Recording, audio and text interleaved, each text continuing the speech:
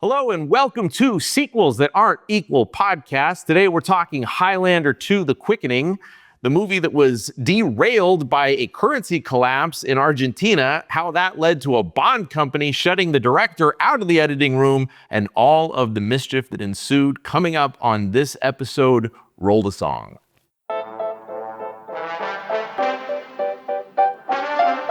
We all love the first one, but the second movie sucked. Trying to catch lightning in a bottle, 2 times takes a lot of luck. Brian, Tim, and Dave are watching movies that are lame. These are the sequels that aren't equal. Okay, this is Sequels That Aren't Equal podcast, the show that talks about beloved major motion pictures that have follow-up movies that fall well short of the mark. To introduce ourselves, hello, I'm Brian. I'm David. And I'm Tim. And welcome once again. We are on both YouTube and all podcasting platforms. So if you find us on one and would rather visit us on the other, please keep an eye out for us there. Okay, so let's talk Highlander 1, the 1986 cult classic. I have some of the data on it. It was released in 1986 by a production studio called Thorn EMI Entertainment. This is like a British independent film production company, kind of like what an A24 would be today, where it's not like a big studio, but you know. Easy with A24. It's a company that fell sick. That's hollowed ground. Wow. I'm just throwing out a reference that people would know. So, or like a Blumhouse. Can we say that? All right. So EMI was like a Blumhouse in England in the 80s and up until early 90s. And the director for the original Highlander and Highlander 2 was Russell Mulcahy. I hope I say that correctly. Sorry if I don't. He's a director of a ton of music videos in the 80s. He did like all the Duran Duran. Oh, okay. He's got some street cred. Hungry Like the Wolf. Some of it's that or he did Hungry Like the Wolf. Yeah, Duran. Yeah, all those. Okay, yeah, he's good. Yeah, those are solid. I mean, he's good for 3 minutes, kind of like me on a date. You know, I'll give you 3 minutes. 3 minutes in heaven is 97 minutes of regret. Basically, Highlander 2. No.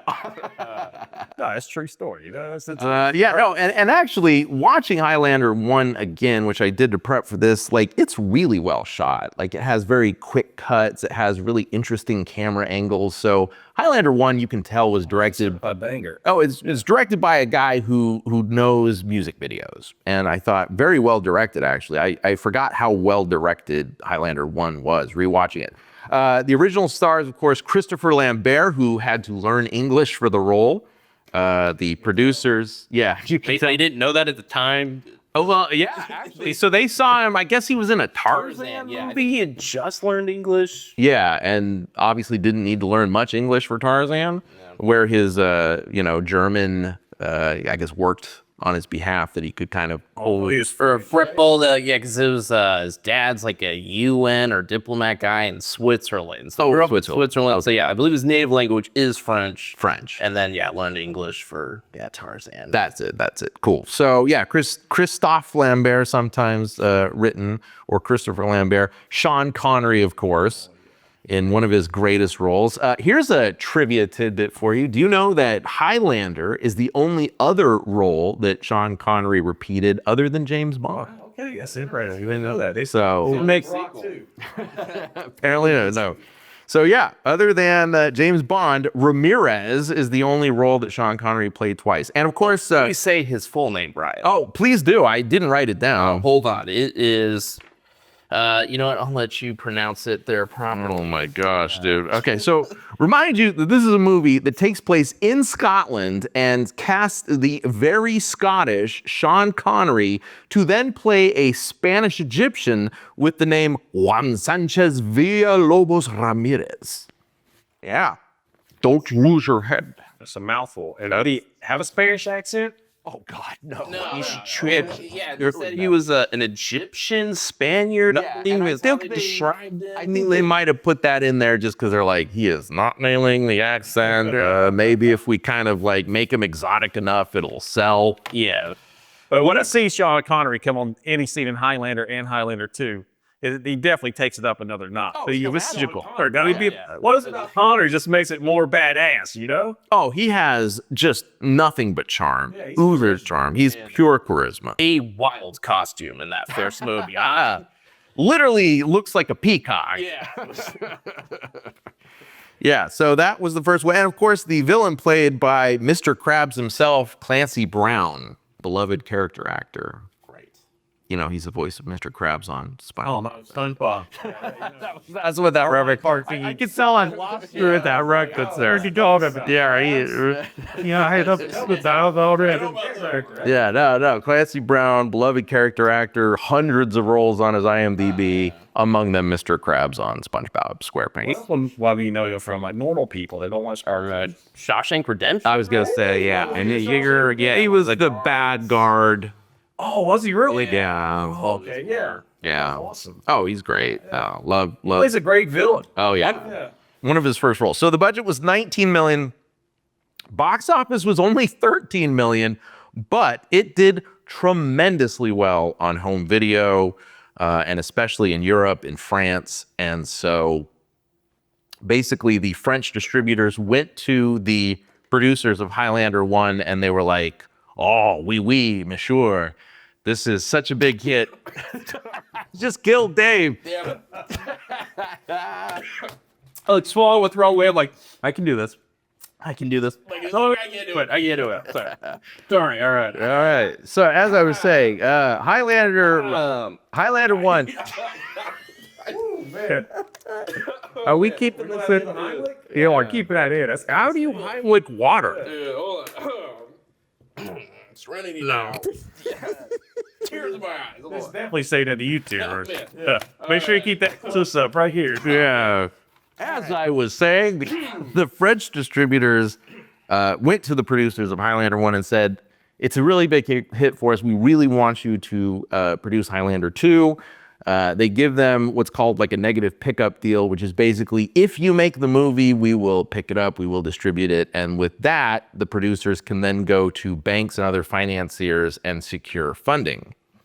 So that's how it was made. So it was not made under the Thorn EMI umbrella the second time around. It was literally just Davis Panzer Production. So it was the two producers going out on their own, didn't have the support of the production company behind them the second time around.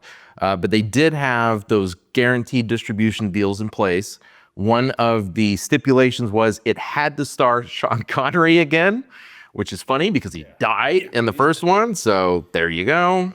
But that was the stipulation. Real quick, just our relationship to Highlander 1. I know you said you saw it recently. When did you see it the first time? Oh, it's definitely on VHS. Oh, yeah. You know, you see that cool box cover. I know there's, like, you know, I was watching another documentary a guy was doing. There's like 1,000 different box covers to laser disc, VHS. I always seemed to want to had him with the sword, you know? Oh, yeah. And like that almost parking garage looking scenery. And I was like, oh, I got to pick this up. Highlander. We actually had a high school close by. They had the coolest name. They were called the Cloudland Highlanders.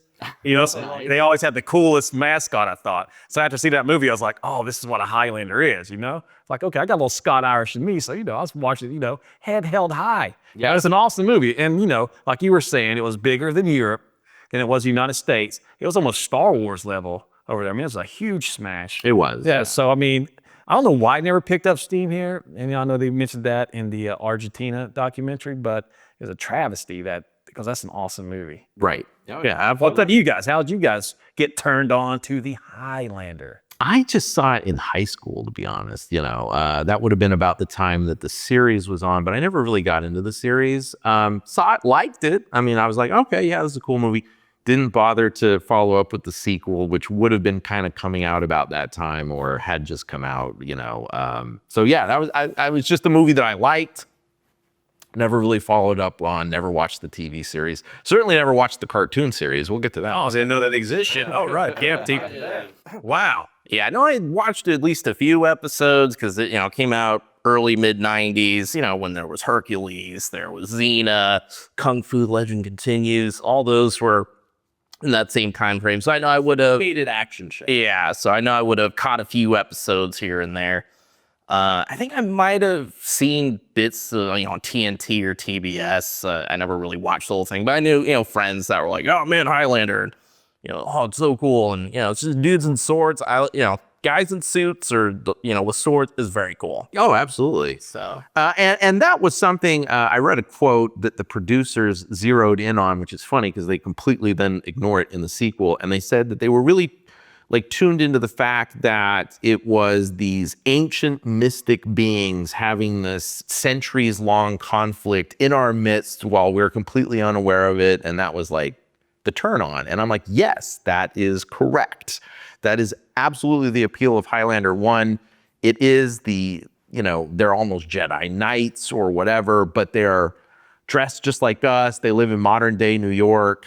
They're having this epic battle kind of in our midst, and we're unaware of it, us mere mortals. So that's definitely the appeal of Highlander, which is why it's so strange that they throw it right out the window with the second one. So the first question, of course, is Highlander 1, is it a concept that lends itself to a sequel? Oh, definitely not.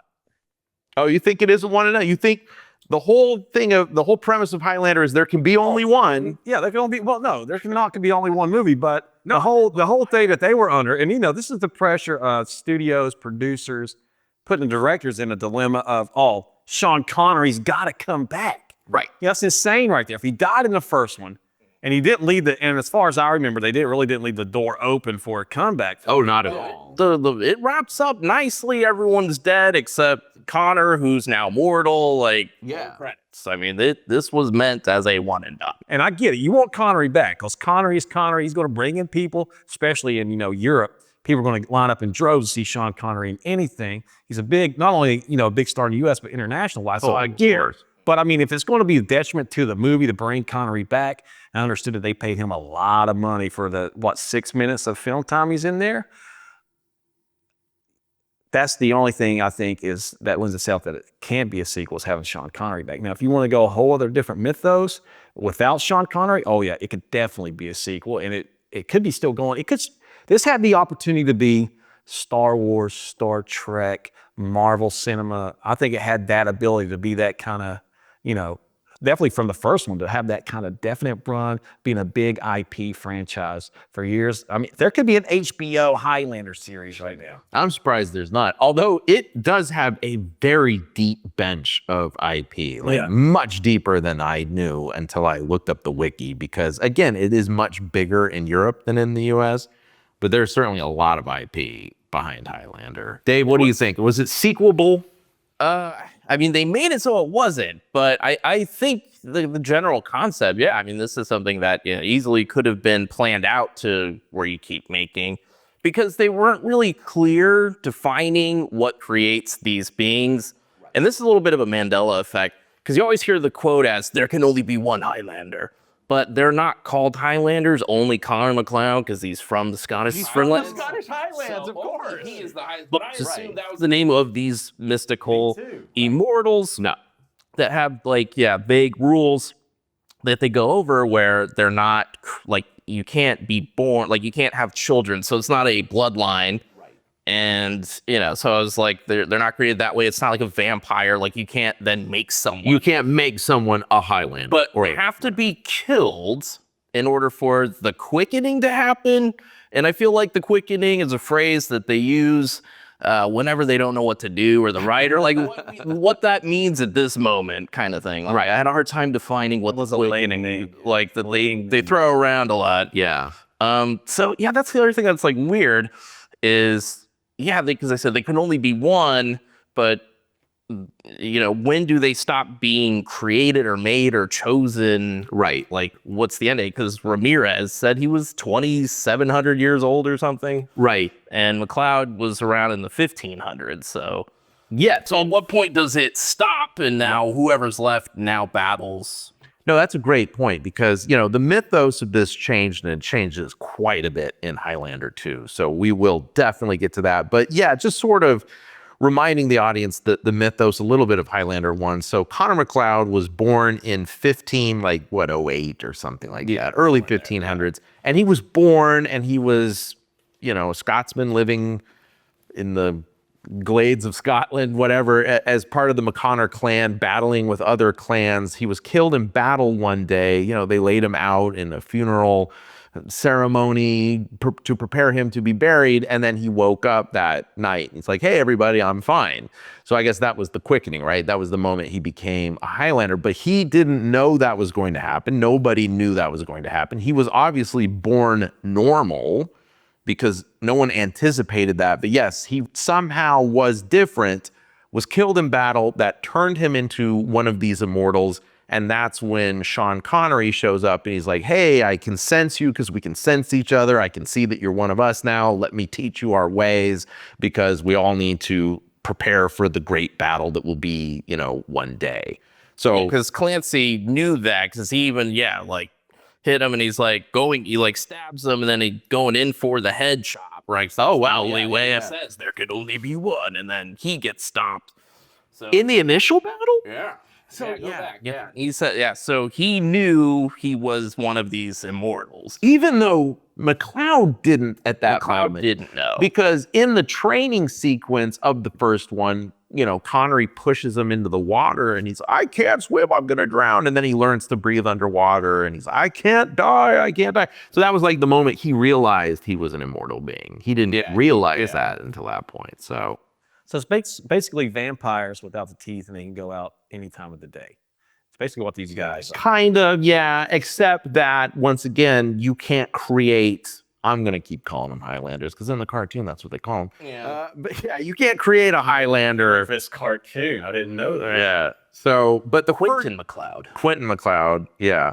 So, all right, so that's all of the place setting for Highlander 1. Let us get to Highlander 2. So Highlander 1 is a home run movie. we haven't talked about Queen. Oh, okay. The band? Yeah, They provided multiple songs in the first movie. Apparently, as we discussed before, where they would invite bands or whoever to come check out the film to write a song, and they had commissioned Queen to write a song. They loved the movie and wrote, what is it, like 3 or 4 songs? yeah, like at least 4, yeah. And they were good for that back in the day. Yeah. Flash Gordon Is amazing. If there's anything about Flash Gordon that's great, there's some awesome things in it, but it's not a great movie, but there's some awesome things in it. But the soundtrack is a total banger. I mean, it rocks. Yeah.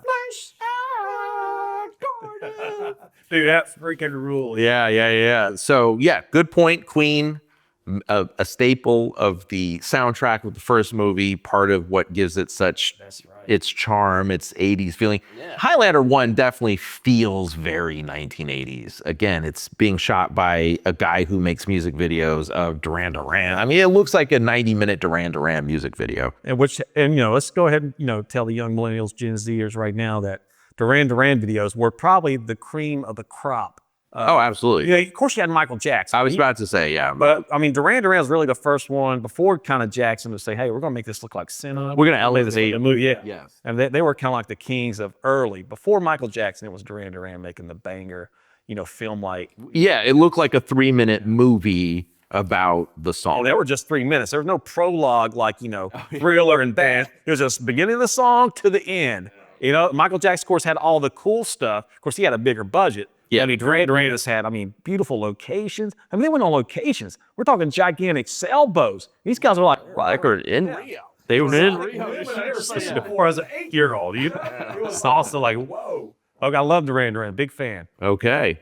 You were hungry like the wolf. Oh, I'm always hungry like a wolf. So yes, Highlander 2 comes out in 1991. So that means it was shot in 1990, which I think definitely lends quite a bit to the production look aesthetic of Highlander 2. Future dystopia. Yeah. So 80s and 90s. Yeah. Well, right off the bat, I'm like watching this movie, Highlander 2. It comes out in 1991, but the title card says it takes place starting in 1999. So it time jumps from 86 to 99 instead of just being present day, early 90s. Christopher Lambert returns as the Highlander. Sean Connery returns, of course, as Ramirez. Virginia Madsen is the love interest now, and Michael Ironside plays the baddie. Gotta get another easier Michael Ironside, anything. Love Ironside. Yeah, great 80s villain staple, Michael Ironside. That's one of the most intimidating guys. And of course, I'm talking about buff guys, strong guys. Those guys are intimidating just from their physical appearance. But because like everyday guy, Michael Ironside in Scanners is one of the most intimidating MFers of all time. Maybe Rutger Hauer in The Hitcher, maybe one of them. Of course, Hannibal Lecter. Right, intimidating. But Michael Ironside in Scanners is one of the scariest. I mean, that guy just brings fear to your soul for a simple fact he can just blow up your head by thinking really hard. And he always scared me as a kid. Then he's kind of like a good, like one of those anti-heroes in V, the Final Battle. I was going to say in V, played the guy. Yeah. But he was like the, I'm not so good guy, but I hate the aliens more than I hate you kind of guy. V, the Final Battle. Amazing miniseries. TV, yeah. Made for TV. Doesn't look great, but for the time, it was incredible. Oh, it was absolutely incredible. Love V. Starring Michael Ironside. So the budget ballooned to $34 million, and we will most definitely get to that. Final box office numbers for Highlander II, $15.6 million. So is that just domestic or is that Europe? You know what? I have to think that's got to be just domestic because the numbers I'm seeing for Highlander 1 are only $13 million, and I know it was a huge hit. I know it was a huge hit. That's got to be just U.S. because it really did rake it. It must be, like you were saying, all about the video because they're not big box office movie. Like for how many movies and TV shows and animated, you'd think they're huge box office numbers, but they're not. Like but it's a great they flop, money wise. But yeah, I guess the video markets. TV are big enough that, can they keep it going? I mean, I didn't hear about it till video. And then it's really, there's a lot of push. I remember in the video store, you used to have the hanging displays. I remember I had a Highlander hanging display. Of course, you had the video cassette posters that looked badass. So it's like, you were definitely drawn to it as a kid. You're like, this Highlander looks great. I've got to rent it ASAP. So it probably had way more money on the VHS beta market than ever did. I don't know these numbers. I'm just assuming so because I remember it picked up a lot of steam. Every kid's like, oh, you've seen Highlander. It's awesome. I think it's a word of mouth movie after the VHS release. I feel like anyway.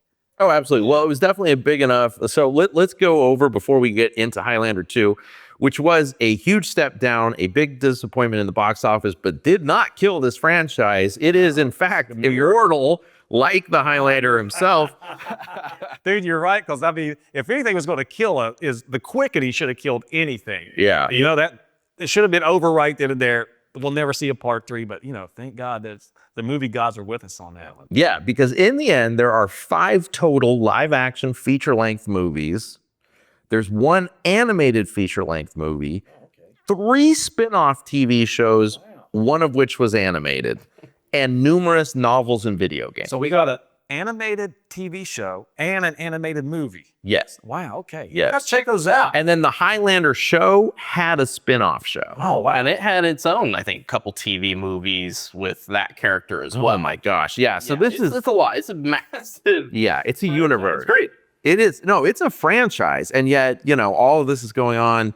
Some people very much aware of it. Me kind of know. Like I remembered the show, and I thought it had only gone to like Highlander 2, maybe 3. So I was shocked to be like, no, there's 6 movies, there's 3 shows at least, and all that. I don't know.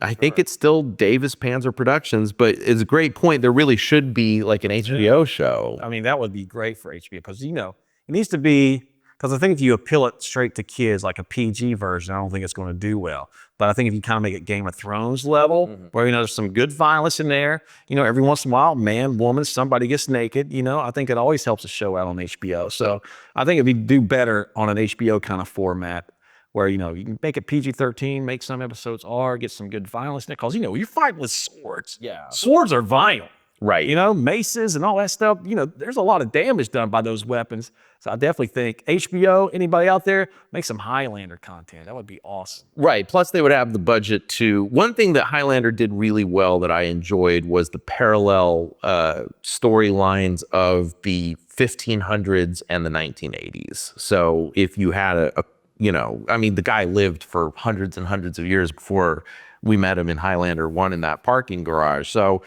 there's definitely a lot of storytelling you can do, period piece, and that takes money. So that would make sense as an HBO show. All right, so are we ready to delve into the plot of Highlander 2? Oh, jurisdiction is terrible. Oh, this thing is so bad. It's really bad. I love it. This thing is rotten. Okay, so there are some redeeming qualities, guys. Don't give up on us. Is there? No, there. Other than Virginia. Okay, that's all I was gonna say.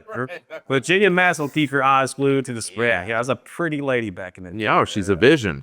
And by the way, for the people at home, we are going to discuss first the actual theatrical cut of this movie before we get into the Renegade cut. So, and we will talk about why there are two cuts, but let's first talk about the plot because the plot is wild. Then we'll talk about why there's two cuts, and then we'll talk about how the second cut is different. So right off the bat, it starts in 1999. So we're already time jumping, which I hate because it's like once you go forward, you can't go back to 1980s New York. And 1980s New York was such a great character, I hate to say, in Highlander 1, right? It's sleazy, Yeah, it's got that gritty. pre-Giuliani New York City. Yeah, they're still, grimy. Absolutely. So already we're time jumping, so we're getting out of that, and it's all very future dystopian. So we've learned that the Earth's ozone layer is almost totally gone, and Connor McLeod is now a scientist and part of the team with some guy named Alan that builds a synthetic ozone layer shield that covers the whole planet.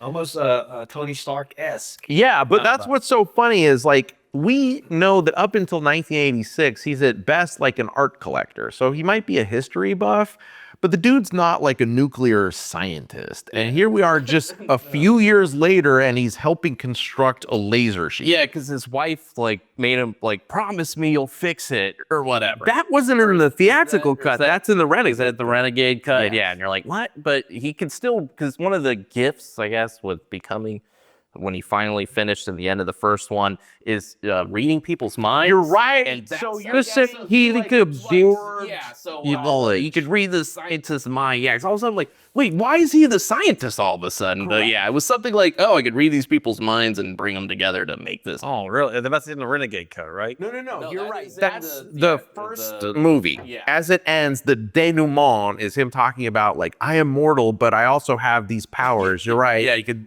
And I will unify the earth with my magic mind reading. So you're right. Okay, so we'll buy that. He has his mind reading powers, and as such, just 13 years later, he is now the preeminent scientist who has constructed a laser shield that will cover the earth and be its ozone layer. I'm like, wow. This came out of nowhere. This came out, I thought it was just going to be dudes in jackets fighting in parking garages with katanas, right? Not the case. But I think the people watching us right now is that in the 90s, the late 80s, early 90s, ozone layer was a big deal. Oh, absolutely. They didn't realize that aerosol cans were killing it, so they kind of got rid of that. I think that's what solved the problem, right? That is exactly. Aerosol cans. It was, yeah. So that's a case of humanity actually getting it right for once. That our hairspray used to have what was called CFCs, chlorofluorocarbons, and they would destroy the ozone layer. And we realized it, so we banned them. And then the ozone layer actually healed itself once we stopped using it. Of course, today, I'm sure there would be ozone layer deniers that would be, oh, yeah. You're taking my hairspray from my cold, dead hands. It's my God-given right to use Aquanet. So I'm sure it would be a political mess today, but, yes, 20 years ago, we could actually get on board with saving the planet. Everybody came together. Unreal, huh? Unreal. We will not use any more aerosol layers. Yeah, that'll never happen. Big hair. Yeah, no, now big hair conspiracies would keep those CFCs. Yeah.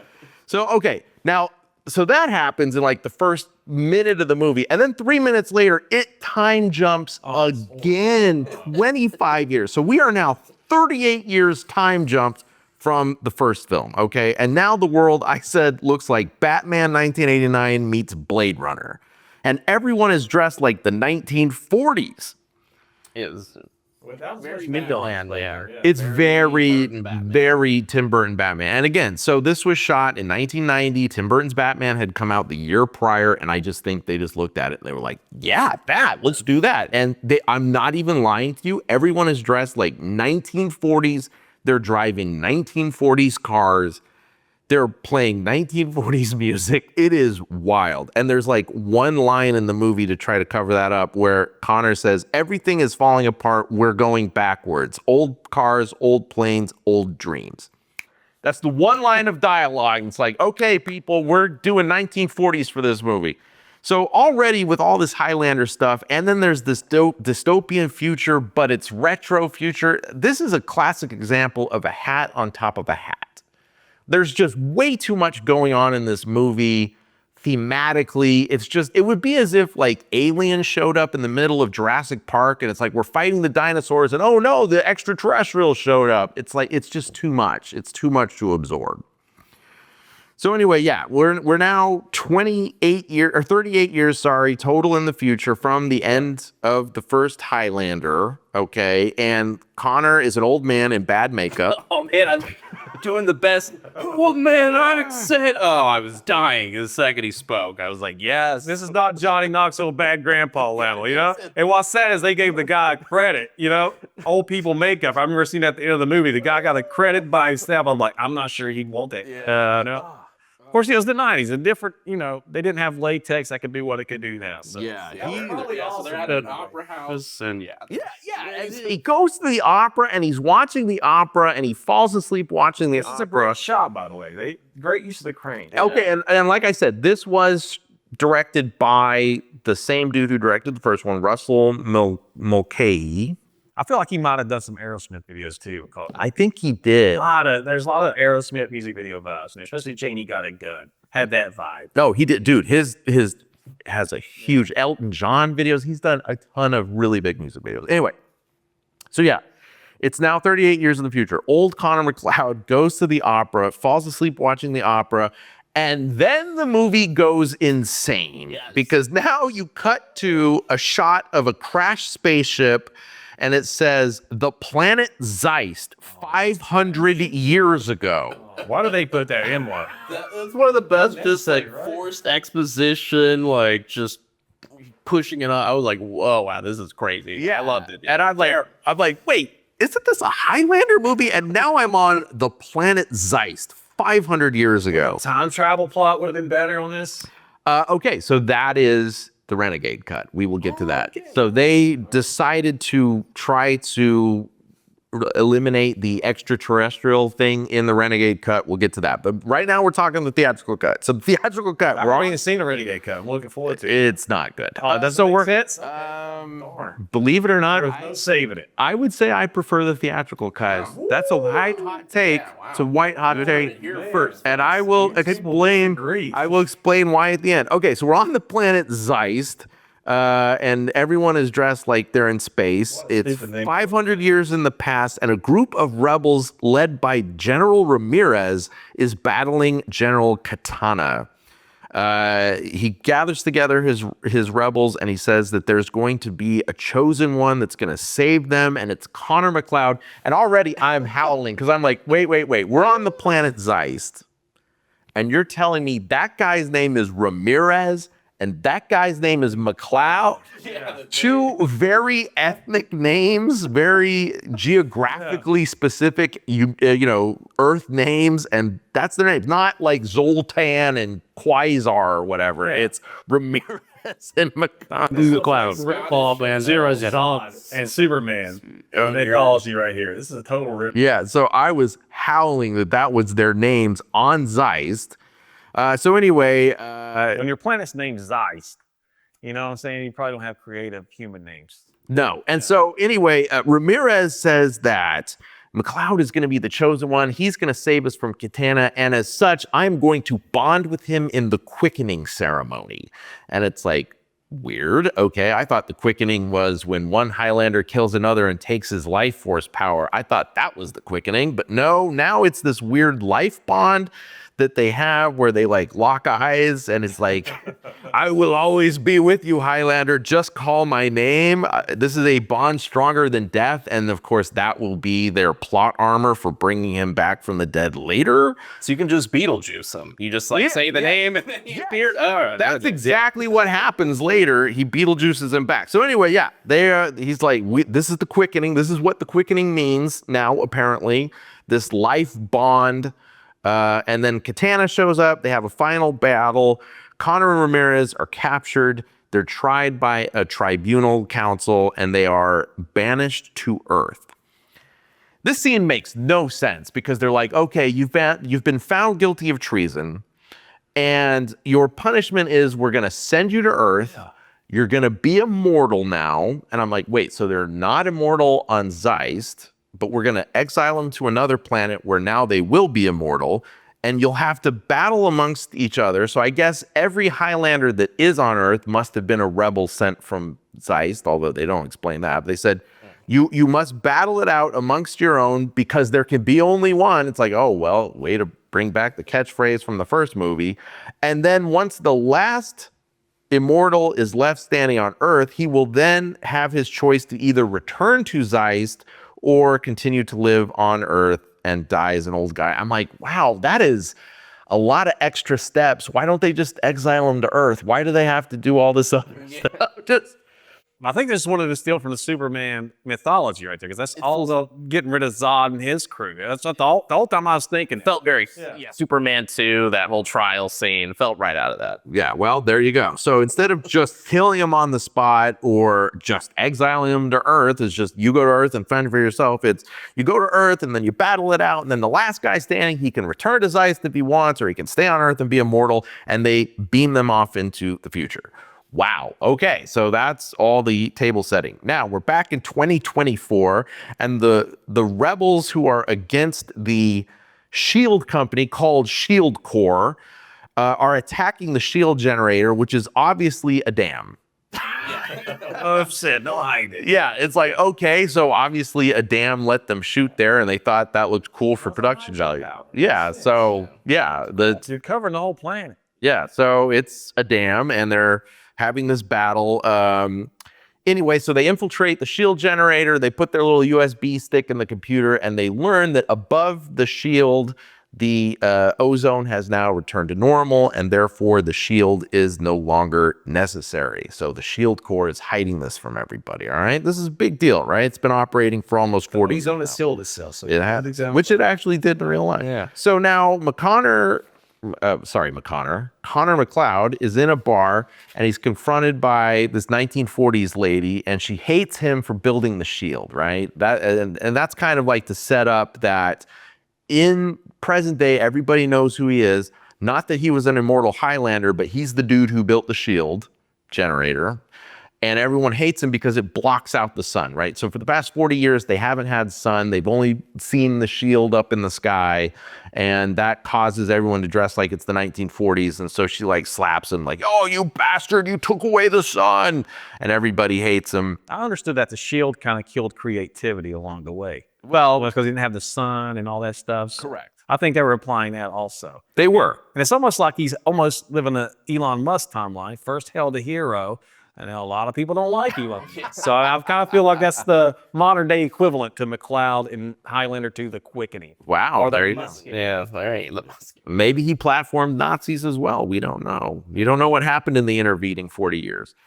So Virginia Madsen finds him at the bar. She has his name and the bar's address on a slip of paper, so she's looking for him, and she tells him that she needs his help to expose the conspiracy, even though he hasn't worked for the Shield Company for years, and he's this old guy at this point. But Virginia Madsen, I mean, if she shows up, you're going to say yes. Yeah. Get in the car. I'm down for whatever you're selling, I'm buying. Yeah. You want to kill puppies? Sure, let's go do it. So he's like, all right, jump in my car. They jump in the car. They're driving. Now, we go back to the planet Zeist. And this is what kills me. So Katana's like watching this all on his TV, and he's like, damn it, that McLeod, he's not dead yet. Now, mind you, 500 years have passed since McLeod got exiled. And you would think that, Katana would be patient and wait him out. He's an old man. He's going to die like within a few years. But he's like, no, I'm going to send my 2 henchmen to Earth to kill McCloud now. I can't wait one more day. He's sending Bebop and Rocksteady to teeth up. These guys are annoying. They are way annoying. They dress like birds. They act like birds. It looks like the flying monkeys, Wizard of Oz. With the vibe I got. Not as cool or scary. Yeah. And they've got hoverboards. And so So you're saying this is another ripoff of another famous hoverboard movie? This spawned a lot of hodgepodge of great 80s movies right here in the early 90s, because that was definitely a Back to the Future 2 reference right there with the hoverboards. Correct. Let's stole that. There's no way you can tell me they did. So and they look kind of like the gliders from like the Spider-Man movie that the Green Goblin rode around onto. So that's kind of the vibe they're going for. So Katana sends these guys to Earth to attack McCloud, but once they attack McCloud and he kills one, now that has like reset. So he actually gets his strength back. He becomes young again. Because he cut the head off. Or the head gets cut off. Oh, because the head gets cut off. Yeah, or something comes and it cuts the head off. And then, then the Quickening has to the move. Oh, I think so. Yeah. No, it is. And you're right. So that him causing the head to get cut off of the one henchman gives him the Quickening as we understood it from the first movie, not the life bond Quickening. And that makes him young again, gives him his strength back again, and then he, defeats the other one. So now he's killed 2 of them. And emerges from that fog. Yeah, there's a light in the fog, and then out walks Young. Oh, yeah, great set. Yes. I put in my notes that I clocked it. That scene of the henchmen attacking and fighting McCloud is 9 minutes of an 81-minute movie. Oh, okay. Wow. Yeah. Yeah. 9 minutes of an 81-minute is just that scene. Yeah, it's in 1/9 of the film. So, all right, now he comes out, he's young, and then while he's powering up, because now he's killed the second one, so he's powering up yet again, then he reaches to the sky and he yells, Ramirez! And then that triggered, like you said, it Beetlejuiced him, and then there's like a flash of lightning, and now Ramirez is back exactly where he died, back in Scotland, because that's where he died, except now it's a Shakespeare theater, and he appears right on the stage as they're doing Shakespeare. Doing Hamlet, and then he just appears. Oh, it's great. Yeah, and then he just jokes around, what's this? And then he decides, okay, I gotta go find McCloud because he summoned me back from the dead. And trust me, that's like all the explaining of this they did. It's just that, hey, they had the life bond. He said the name, and so he returned.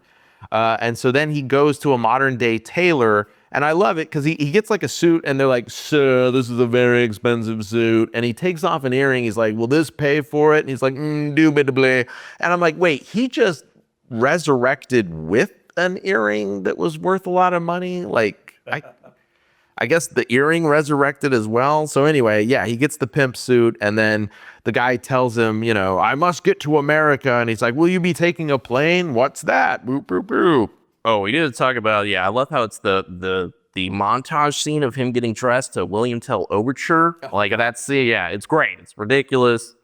Loved it. That's actually a funny scene. You can tell there's some good scenes in this movie, but, whatever connects these scenes together to make a coherent movie didn't happen. Yeah, it's like this weird pretty woman scenario, where he walks in, oh, sir, what are you doing here? And then, with the earring, and then all of a sudden, instead of Roy Orbison, we get William Tell Overture montage of him getting the new suit.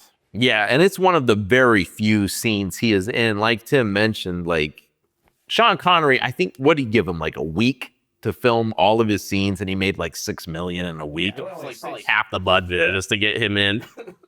Yeah, I think they paid $3 million at the time to have him in. In the first one. No, in this one. So I mean, he was good payday. He got a very good payday. And $93 million. What? How many minutes of the movie's in? Barely 10, 15? Something like that. I mean, he's in this scene, which is again all self-contained in a sound stage. Him on the little Shakespeare stage is a quick little scene.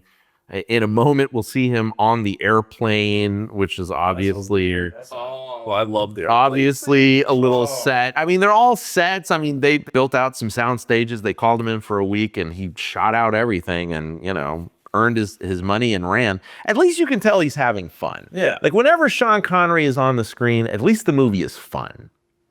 He definitely, you know, has that kind of rogues energy that really. Especially 30 million, the day standards, you know, for, 6 days of work. So I think they had him for like 6 days. Yeah. Saying, I mean, you're going to be happy about that. I'm in a good mood, you know? Now, cut to Connor McLeod and Virginia Madsen. I don't remember her name. I'm just going to call her Virginia Madsen. Wait, did we just skip the airplane flying scene? No, because it cuts back and forth. Like, I was going to go back to present day, but yeah, I mean, we can go right into the plane scene. What do you got for that? I absolutely loved the safety video. Normally there's like a little pamphlet and it's just like real calm people like this. There's like children screaming and like parents trying to get the masks on, and then it crashes and there's like flames. Like, yeah, I was like, what? Like, God, dude, I love it. I was like, this is wild. Who made this? Yeah, all while like, I just could imagine this playing in today's like airplane. Like, oh God, no. And I mean, of course, the joke is Sean Connery's watching this. This is the first time he's ever been on a plane. And he's like, what have I gotten myself into? Brr, brr, brr. I'm immortal. Doesn't matter for you guys. And he's flirting with the lady that only thing she does is laugh. Well, I'm sure she was an Argentine actress who probably spoke very little English because this movie was shot in Argentina. We will get to that a little later. Sean Connery's name, he speaks Spanish. Yeah. Yeah. His name. I don't want to stereotype. I'm just saying. Okay, so we're back to the story of McLeod and Virginia Madsen. They go to the Shield Corp headquarters to talk to his old partner, Alan, who we saw in the very first scene, the guy who helped, co-create the Shield generator with him, to convince him to help them expose Shield Corps. And in this scene, Alan says, McLeod, I got to show you something. He types out on his screen because he doesn't even want to be heard. And he types out the exact same information that McLeod has already got through Virginia Madsen's people. Like, oh, the ozone layer is restored. The shield's not necessary anymore. And I'm sitting there watching it going, yeah, we already know this information. Like, this whole trip is unnecessary.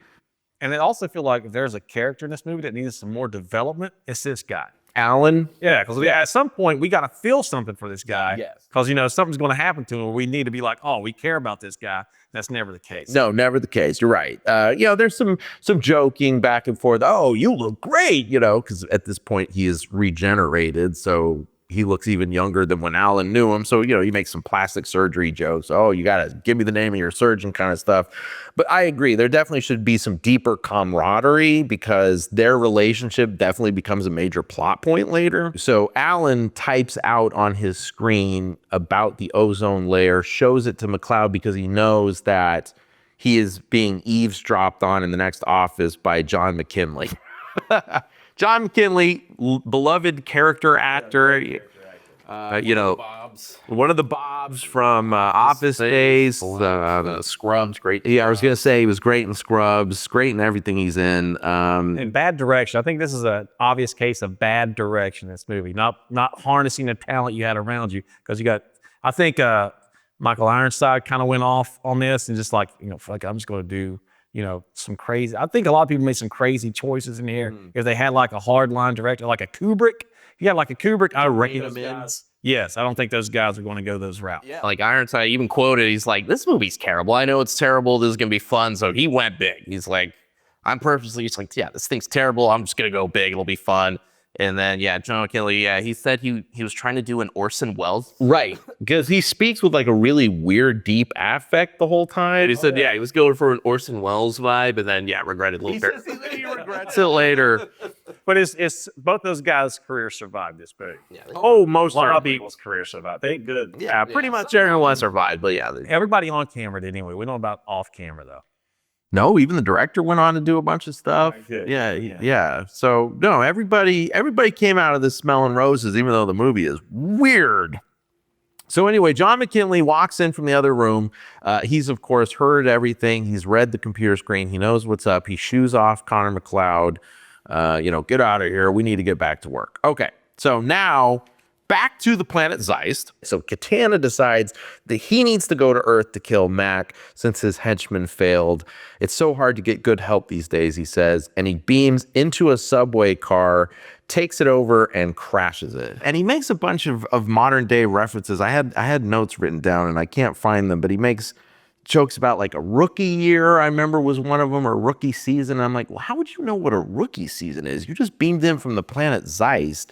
Oh yeah, and then he turns to the kid, like right before he takes over the subway controls, he says, I've always wanted to do this. I'm like, you've always wanted to run a subway through a wall? You just beamed in from another planet, so.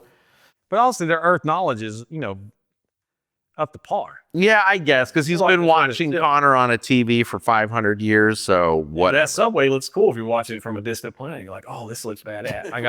I want to drive a subway car. Apparently. So yeah, Katana beams into the subway car from Earth, or from Katana to Earth, takes over the subway car, and he cranks up the speed, rams it out of the subway tunnel and onto the street so that he can escape. Which that scene had potential to be a killer scene. A guy gets beamed to a subway car, Right. Like they could have made that to where it wasn't a pedestrian thing, like saying, let's just say, a rugby team, something like that. You got some bad dudes, athletic dudes that you can get behind, or in that subway cart. But they went really safe and boring with it, I think. Yeah. That scene had potential. Michael Ironside with a sword. Maybe get some bad dudes in there, some guys that you think that can handle this guy. Some guys look heroic and he just makes mincemeat of them. That would have been the best. Yeah, the Warriors kind of scenario. A gang, gang members like, hey, this is our subway. Yeah. I agree, because you're right. He doesn't really attack anyone other than McCloud and later He McKimmel. strong arms the guy in the subway car. That's about it, though. Yeah. And then, okay, so this is something else that's hilarious. So he tracks down McCloud, who is at a church praying over the grave of his dead wife. And, he shows up to like, aha, I sent those henchmen to kill you, and I'm going to kill you too. And I'm glad your wife is dead. And he's like kind of like ribbing McCloud, and McCloud like makes a move like he's going to fight him. And he goes, Highlander, not on holy ground. You know the rules. And I was sitting there going, wait, so on Zeist, are they Christians? Yeah, that's a rule here. So yeah, that rule of don't fight on holy ground. Probably got Jesus Zeist. Jesus Zeist. Wow. Yeah, so does that imply Jesus was from Zeist? Like, Maybe. because like Ramirez would have predated Christ, because he would have been like the 2,700 years ago. Yes. So he was definitely, because his sword was 600 BC. Yeah. So then the next scene is Katana goes to Shield Corp, where he says he wants to team up with McKinley, which again, it's like you just beamed into Earth and already okay, so if I want to get Connor McCloud, I got to go to Shield Corp and we're going to capture his old partner and use him as bait. And it's like, how would he know any of this? But that's the plot. So they go to McKinley's like, hey, you're going to help me. You're going to help me catch the Highlander. Of course, McKinley's like, what are you doing here? And then he orders the guards to shoot him, and they shoots him, and then he gets back up because he's immortal. And then he's like, hey, how about that, partner? And, that's actually an amusing little scene. Can we talk about Immortals for a second and movies? Like, so is it a Wolverine situation? Because you see like where they get cut and then do they just heal? Like if you get shot with bullets, does it then just come out? Because it's not like Superman style where you can just shotgun them in the face and nothing happens, right? So like they get hurt, but then it heals. Is it a Wolverine sitch? Like if they lose an arm, does it grow back, or is it just like, whoa? Yeah, so it's definitely Wolverine. Yeah. So is it I feel like that's the vibe. It's got to be the vibe, because in a minute they're going to use their immortal power to die to get past the guards, where they each get shot 100 times and they're all bloody. So obviously, if they're bloody, the bullets have pierced their skin. So yeah, they're not Superman. Yeah, so they can only be killed, then with like the head removal. But it's like, but anything can just, as long as their head gets cut off, then they die or whatever. Right. But yeah, so I'm always like bothered by rules with that, because I almost feel like it needs to be like a special metal or something that would cut their heads off personally. Oh, you're right. But at least they're not like, I'm just gonna go on a little rant here. Lord of the Rings, the elves, like they're immortal, but they die real easily. Oh, in the battle scene. Yeah, they just die like that. Like they get like an orc arrow, they're dead. And like one slash, they're dead. But they're immortal, but they die real easily. So I guess they just don't die of old age. Yeah, so they don't have cancer and like heart disease. Yeah, yeah. Well, they eat really healthy. So like they need to die in the shower. They need to break their necks in the shower. Legolas, no. It's the yeah, that's what they like. Yeah, whenever there's any sort of immortal, I get like, all right, what are the rules? What are the parameters? And then it made me think of Lord of the Rings and the elves, and I am kind of bothered by that. Well, that would not kill a Highlander because 100 bullets certainly won't. Next scene is Ramirez shows up at Mac's house and they have like a big fight because why not, right? Like, I think they put that in there again because it just mirrors the first movie. When they first meet, they have a big fight. So Ramirez shows up, he's like, oh, Highlander, and they have a fight. The last several minutes long, and then it ends with them laughing. Ha ha ha ha! I see you've learned nothing. And then Virginia Madsen comes out of the shadows, and of course Sean Connery hits on her because with Sean Connery, yeah, will do by law. Yeah. Not the best wingman. Oh no, yeah, he is not the man you want in your As wing. a wingman at all. No. He would not leave anything for anyone else. And then I love how she just like emerges from the shadows and like there's a little bit of banter and she's like, oh, hey, by the way, they captured Alan. He's in jail. And I'm like, was that on the news? Like, how did she get that piece of information? Just all of a sudden the plot needed her to know it. So now she knows it. Now they've got Alan, and then Connery says something like, oh, if you're going to be immortal, you must honor your obligations. I'm like, so I guess he's obligated to go save his friend Alan? I don't know. But they're using Alan as bait to get McLeod to come so that Katana can kill him. They go to the Shield Corp, and the way they get into this like heavily fortified building is they just drive on up to the guard gate. Oh, easy. Yeah, and then the guards are like, oh, it's them, and they open fire on them, and they each sustain 100 bullets. I mean, it looks like Bonnie and Clyde. 100%. They just get blown to crap. Which is an awesome scene because, you could definitely see the music video influence in that scene right there, and it's awesome. But the whole time, Virginia Madsen's in the trunk, and the trunk never takes one bullet hit. Out of a mirage of bullets he had that car, that trunk didn't take one shot. Yeah, so that was a dangerous plan. That was a very dangerous plan. One stray bullet, because yes, the pretext is the guards open the trunk and she's in there and she's like, oh, they kidnapped me. Thank God you saved me. And I'm a wanted criminal, so We don't recognize it. yeah, all right, we better bring her inside along with these dead bodies. Let's bring them inside. So that's how they get past security. That's what Marsh knows at this point. Don't forget that. These guards have shot these guys with every single bullet right on the money. Right. But somehow in classic movie tropes, they automatically turn into can't hit the broadside of a barn later on. Oh, later they become Cobra, trying to shoot at G.I. Joe. In the infirmary, they escape into the ventilation system to find Alan, who they find in a cell, and he dies in Mac's arms just as they find him, okay? So then they're like, oh, crap, well, now let's expose the Shield Corp. So they run into like this room with a giant fan, and it's like right out of a Bond movie, haha, because it's got Bond in it. They've got like this giant fan blade and it can come down. And so it's like, Why is it made like this? yes, exactly. It's a ventilation shaft. I get that. So you can repair it?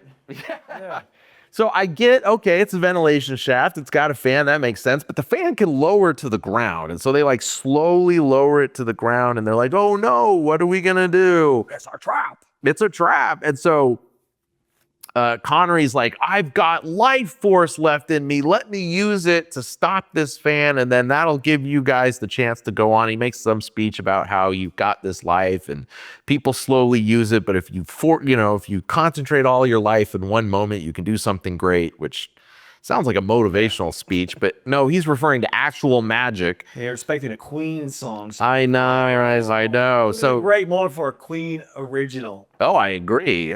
Too bad was. No, Mercury wasn't around. Yeah, I was gonna say 91 Mercury was dead. Back in the catalog, though. Yeah. There's some unreleased cuts at this time that nobody knew about. So yeah, Sean Connery harnesses his life force, breaks the fan, but then evaporates. He's used up all his life force. Obi-Wan style, allowing them to escape. I'm saying I'm not insinuating. Meanwhile, McKinley and Katana are watching this whole thing on the TV. McKinley makes a joke like, ha ha ha, you screwed it up. So Katana throws him out the window. That was a cool Oh, that was funny. Yeah, it was great. That was a great moment. And then Katana and McLeod meet up, have a very long sword fight while Virginia Madsen runs around and gets into a shootout with the soldiers, which, like you said, anything. are full Cobra, just missing her by a mile, or stormtroopers in Star Wars. So you could go either way because she's got plot armor. That makes her invincible. And then Mac kills Katana, okay, so this is a movie that ignores its own mythology because at this point, with Ramirez having evaporated, there are only 2 Highlanders left on Earth, McLeod and Katana. So McLeod cuts off Katana's head, quickens, gets his life force, right? But by the movie's own mythology, at that moment, he should be mortal because he has now once again killed the last other Highlander. But no, he's still immortal because there's a throwaway line earlier in the movie that the shield generator beam is so powerful that no energy on Earth can stop it, but he's immortal. So he just walks into the beam that destroys the shield generator. And I'm sitting there watching it going, no, that should have killed him. He's mortal. He killed the last other Highlander. But that's it. And then he and Virginia Madsen look at each other and go like, yeah, we did it. Roll credits, the movie's done. Yeah. Like, wow. There's no denouement, no nothing. Like, as soon as the last plot point is done, roll credits, we are out of this movie. And our pacing in this podcast is way better than the pacing in the movie. Yeah. Let's be honest. Now, let's discuss what happened with this movie, why it ended up the way it did, and we'll discuss the Renegade cut. Okay, so this movie, they decided to shoot in Argentina because it would be cheaper, and they felt, okay, we can stretch our production dollars more. Great idea. Sure. I mean, movies will shoot in other countries all the time. Current day, a lot of movies shoot in like Serbia. Is the country Serbia anymore? Can I say Serbia? Still there? Is Serbia, Patrick? Yeah. It's one of those Baltic countries. Yeah. Okay. Thank you. I don't keep up with my Eastern European geopolitics as much as I should. But yeah, I mean, a lot of Bulgaria, like those kind of countries, they'll go and they'll shoot in because the strength of the dollar against local currency, they get a lot more bang for their buck. So this was a case of, they wanted to be very ambitious with this whole Blade Runner meets Batman aesthetic. Someone suggests Argentina. They go down to Buenos Aires and they actually find a lot of kind of that like European meets modern architecture. And they're like, okay, this is perfect. And our dollar will stretch so far down here, so we will shoot the movie in Argentina. The problem is, while they were down there shooting the movie in Argentina, the Argentine peso collapses. So they experience a period of hyper inflation while they're making the movie, where all of a sudden the cost of everything, labor, raw materials, food, all the things that they're consuming are skyrocketing day by day. And so they made this movie under a production bond, and the skyrocketing budget triggered the bond company. And so we have to explain how bonds work when you're making an indie movie. I know. Sorry, there's a lot of table setting here. Strap it. Dave, do you want to tackle production bonds? I don't know a ton about it, but basically, from what I kind of gathered, it's like as if State Farm had to come in and edit your movie to finish, because they're like, this movie has to get made, has to finish, and we will do whatever it takes to turn in a movie. We don't care about the plot. We don't care what matters. Matters is that we have a beginning, middle, end movie that we can release. Yeah, no, that's exactly right. It's an insurance policy. Yeah. So like you said, State Farm's coming in and they're what's scene mountain chase gone. Like, yeah, they just come in and are like, no, they're just ripping pages out of scripts, basically. Where it's expensive. Jared from State Farm spotting mayhem from Allstate. You already had there, and here comes Rosie out of nowheres. To take it there. Actually, State Farm taking over might be a good thing. Right? Pretty good commercials. That's actually pretty much exactly what happened. So again, like I said, this is a very independent production. When you are a very independent production, you usually have to approach special banks that give loans to movies, not your typical Bank of America stuff. Not cheap to make. They're not cheap to make, or private financiers, but sometimes they will demand that you have what's called a completion bond, which is basically just an insurance policy for your movie. They're very expensive because this bond company will monitor the entire production of the movie. They will have an agent there on set watching, hey, every day, are you getting what you're supposed to get that day? Are you staying on budget? Are you staying on time? Because if not, like you said, the bond company will literally take over the film if the current production company is failing. They'll take it over and they'll finish it, and they will release a finished movie, because that's what they're putting up as their insurance, or even if they have to dip into their own money to finish it, they will. So Yeah, like they literally locked the director out of editing. Like they took the footage and no, we are editing this film. Right. So the movie was being edited as it was being shot. So the editor was working with the director in the beginning, but again, and movies back in the 90s took a couple months to shoot. It's not like today where you're supposed to shoot a movie in 3 weeks. So over the course of this couple months, as we were getting towards the end of production, they were way over budget at this point. So the bond company stepped in and they said, okay, we're taking over. So they fired the director, lock him out of the editing room. They're like, we will take it from here. They pull up the script. They look at the scenes that are shot. And at this point, there are still scenes that have not been shot. Yes, shooting is what they say. Yeah. Oh, wow. There are scenes that have yet to be shot, and they just take a pen to the script and like, you don't need that scene. You don't need that scene. You don't need that scene. There are other scenes that had been shot that they didn't want to take the time to edit into the movie because time is money in the edit suite as well. Like the whole dying girlfriend, promise me you'll find a cure. That was shot in the initial run, but they didn't cut it in. So anyway, the bond company takes over. They probably do shoot a little bit with the bond company to make sure they have enough to complete the film, but there are definitely scenes that didn't get shot, that should have been shot. There were special effects that were left very much half-baked, and they cut the movie as economically as they possibly could, and they released it. So when it debuts, the director walks out of the screening. He's like, this isn't my vision.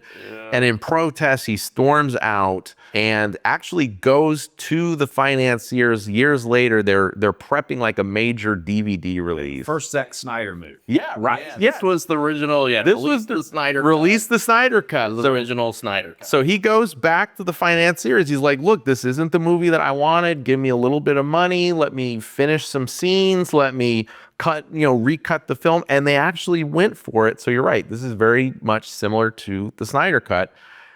So he goes back, he shoots this mountain escape scene, which doesn't add anything. Like, I can see why the Bond company cut it, because it actually goes into the movie in a weird spot where they're in the shield generator, they just escaped the whirly fan thing, and then they run and they have this mountain chase because they've got these coordinates where it's a mountaintop where if you go to the top, you're actually above the shield and you can look out and you can see blue sky. So it's kind of like that moment in The Matrix when they fly the ship up above the clouds.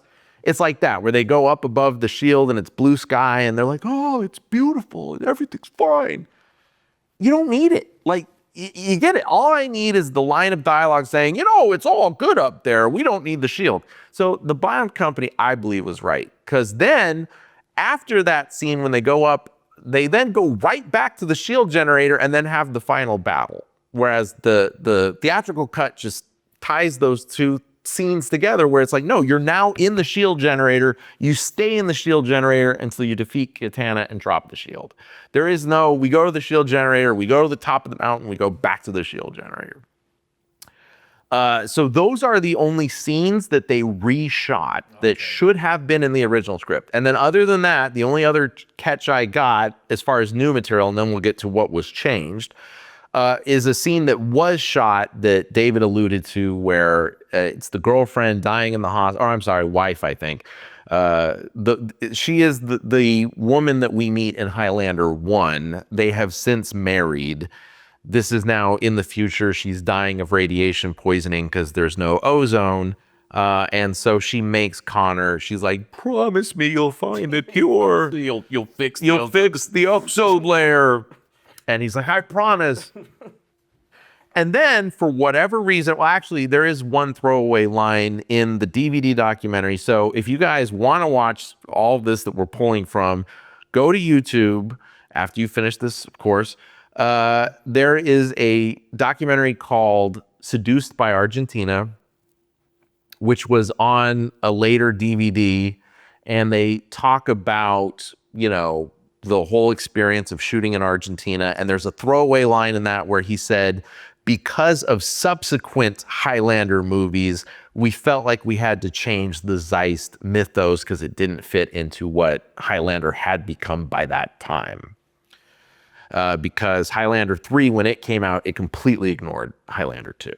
And so they're like, maybe they're not aliens. And so you say, oh, there should have been a time jump. They actually made it so that Zeist is actually pre-historical Earth, and they time jump them way into the future. Oh, okay. So they're coming from the past. They're coming from the past. In the future. Even though, yeah, right? They should have terminated them back into the past instead of... Well, besides their obvious rip-offs, that would have been really obvious. Well, yes. But it also would have made a lot more sense because it's like, wait, what? Like, you see a crashed spaceship on Zeist and they're dressed all futuristic. It's like, when would this have happened in Earth's history, and why have we no remnants of this? But they're propelling people into the future, and that's how they exile people. We're going to exile you into the future.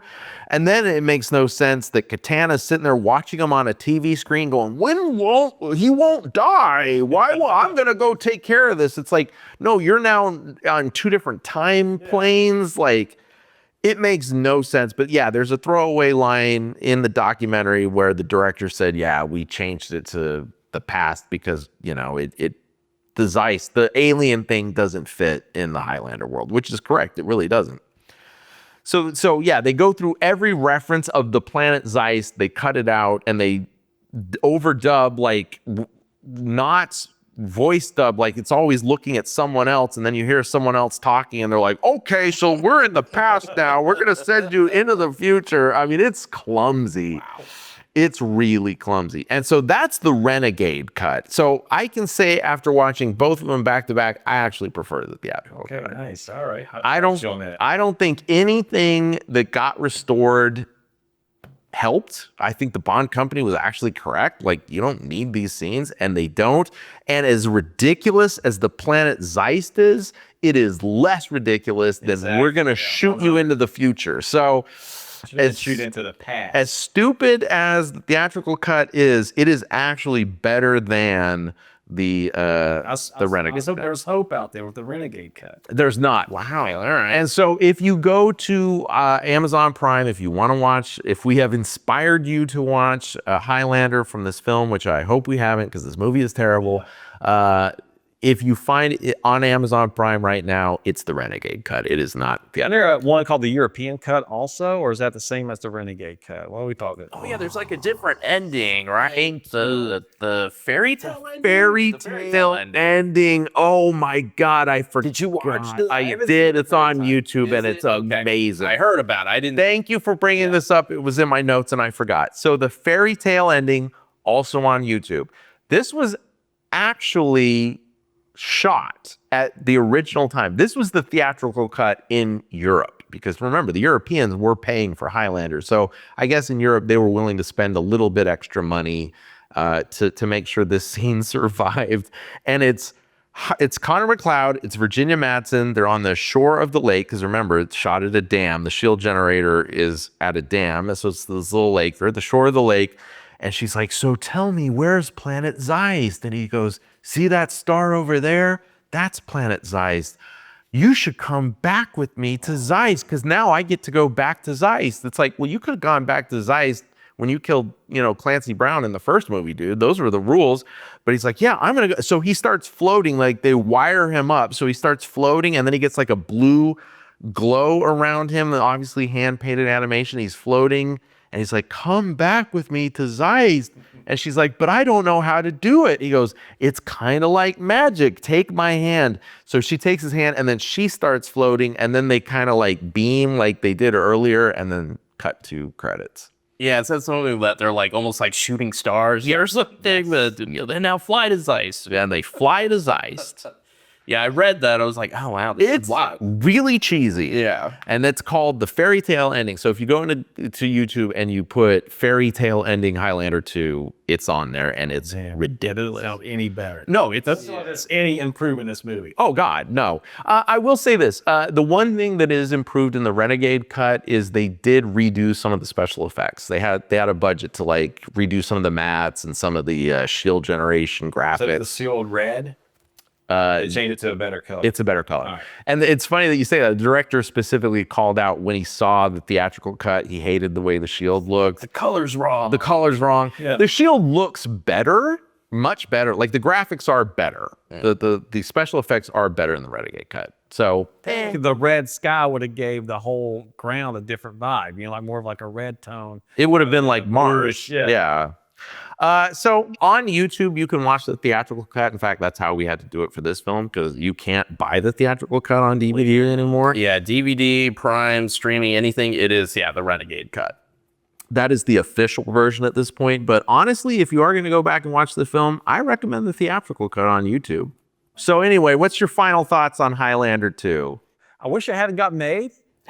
Is that a thought? That's a thought. I feel like this could have been an IP that could have been Star Wars, Marvel level huge, or at least Terminator huge. But, you know, they missed the ball. But having to be shoehorned with Sean Connery, I mean, I'm not saying it's Sean Connery's baggage. It's great to have Sean Connery in a movie. He's awesome. But they had to have him come back, and the way they wrote it, I don't know if there's another way he could have done it, but it was just horrible having Sean Connery come back the way he did after the first one wrapped up so well. David, any final thoughts on Highlander 2 or the Highlander series in general? Yeah, I mean, I think it got derailed right from, after the first movie ends. Actually, well, the premiere of the movie when, the company, came to them and were like, yeah, we want more. And they were like, well, it like wrapped up, like the villain's dead and he's now immortal. Like that's the story. And like, no, like you can think of something. You're creative, you just make something up and explain things because you really didn't in the first one. And then, unfortunately they went alien. And then, I think, so that's where I think it went all wrong was just there. And the Bond company, I mean, I think they did, I guess, what they had to. They did what they had to. And how would you have tackled it? Yeah, so that was like terrible, the whole alien. And I mean, I don't know exactly what you do with the way it like wrapped up, but somehow where he has to choose like giving up his now mortal life to go back to, I think would have been better. Like somehow there is a new one has emerged and having to, feeling torn like, oh no, I'm mortal now. I'm with this woman now. I'm living this life. I can't go back. And he's, he gets pulled back into that world.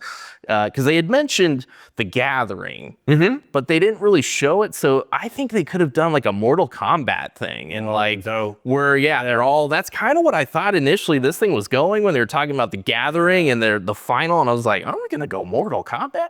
Or Sam Raimi, The Quick and the Dead. If it was like, there's going to be something like that where, there's this event and now it's like, oh, I gotta go back in. I'm getting, I was out, and I'm getting pulled back in. Oh, absolutely. And think about it, because these Highlanders, as I'm going to call them, I know Highland is a place in Scotland, but they're Highlanders. Yeah. They will have come from all over history. So there'd be samurai Highlanders. There'd be medieval knight Highlanders. There'd be like 1800s gunslinger Highlanders. Like they would have different combat styles. They would have different weapons.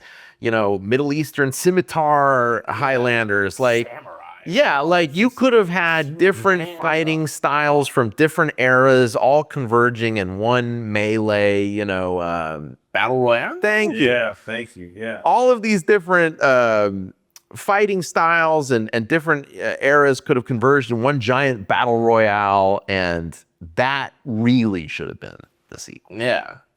I just don't see how they didn't go that way. It's right there in the premise. It's baked right into the idea. Talk about the gathering, and you never see. You never see the gathering. So, okay, that's it for Highlander 2, a sequel that was most definitely not equal. Please join us next week when we'll have another movie that's terrible that we'll have to sit through so you don't have to. See you then.